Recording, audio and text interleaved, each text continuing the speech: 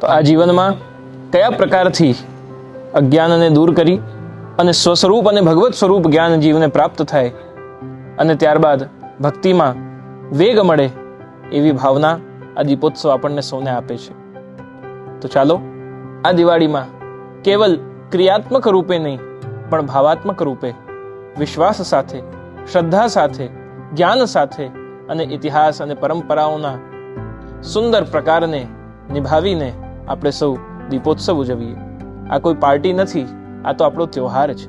તો ત્યોહારને પરંપરાગત રૂપે સુંદર પ્રકારથી આપણે સૌ પોતપોતાના ઘરે, પોતપોતાના પરિવાર અને સમાજ સાથે અને વિશેષ સ્વયંના માથે બિરાજતા સેવ્ય પ્રભુ સાથે આ ઉત્સવને આપણે સૌ ઉજવીએ, મનાવીએ અને જીવનનું આ દીપક પ્રભુ માટે પેટાવીએ, પ્રગટાવીએ એવી ભાવના સાથે આપ સૌને પુનઃ એકવાર દીપોત્સવ, દીપમાલિકા એવી દિવાળી અને ગુર્જર નૂતન વર્ષની ખૂબ ખૂબ મંગલ બધાઈ શુભકામનાઓ આપી રહ્યો છું.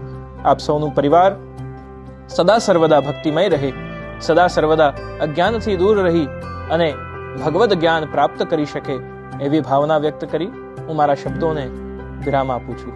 શુભમ ભવતુ, કલ્યાણમસ્તુ.